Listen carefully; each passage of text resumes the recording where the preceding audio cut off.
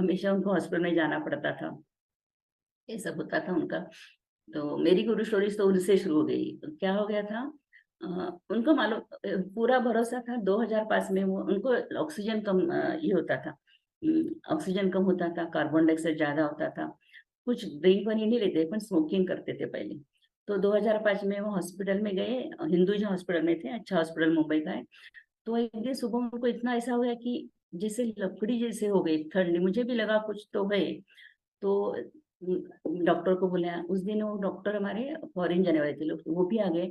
उन्होंने intensive care unit, critical unit में उनको रख दिया। सारे रिलेटिव आ गए कि आज जाने वाले हैं, छोड़ना ही है उनको। एक मुझे एक दो फ्रेंड्स ने कहा, दीदी वेंटिलेटर लगाए ना, बी प्रिपेयर। आज को उनका 2005 की बात है ये। तो भरोसा नहीं उनका, इसे बताया बी प्रिपेयर करके, सब लोग सारी तैयारी हो रही थी। और दूसरे दिन वो अच्छे हो गए और मुझे बोलते कि उस कोने में गुरुदेव तांडव नृत्य कर रहे थे, वो कहाँ गए। तो मैंने कहा उनका तो काम हो गया, वो चले गए। ये फर्स्ट टाइम उनको वेंटिलेटर लगा था। हमेशा फिर 2000 ऐसा उनको 7 टाइम वेंटिलेटर लगा था, हमेशा वो पीछे आते थे, वापस आते थे। तो वो एक दिन ऐसे 2011 में ऐसे होगा कि उनको बहुत सीरियस थे और फाइनली उनको ट्राइकोस्टोमी करते हैं और होल डाल के ट्यूब लगाते हैं ना, क्योंकि ऊपर के ऑर्गन्स को आराम मिलने के लिए। तो उन्होंने कहा 2 महीने के बाद वो ट्यूब निकालेंगे। तो हमने सुन लिया। उस टाइम मेरे एक रेकी के सीनियर थे जो सर्जन, उनका हॉस्पिटल था, उन्होंने उस टाइम ट्यूब बता लगाते समय बताया, यू हैव टू। मैंने बोला क्या करना है, तो you take your call, because दूसरे की जिंदगी का डिसीजन हम नहीं ले सकते, हस्बैंड या कोई भी हो।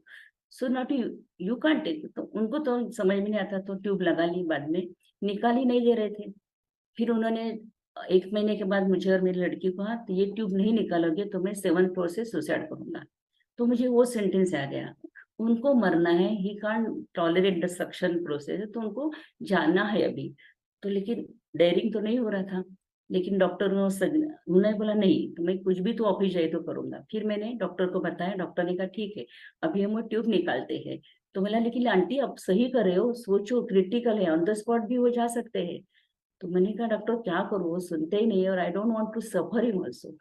ये होने के बाद वो डॉक्टर गए अंदर, मैंने तो उससे बाहर आके उन्होंने ऐसे मुझे हाथ दिखा के बाहर आ गए, देखो अरे गुरुदेव बाजू में खड़े थे, मैं कैसे मरूंगा करके, ऐसे करके वो बाहर आए थे। ऐसे मेरे, मुझे मालूम नहीं था इसको गुरु स्टोरी कहते, कि बाद में जब मेरी जिंदगी में की गुरु स्टोरी होने लगी तब पता चला इसको गुरु स्टोरी कहते थे।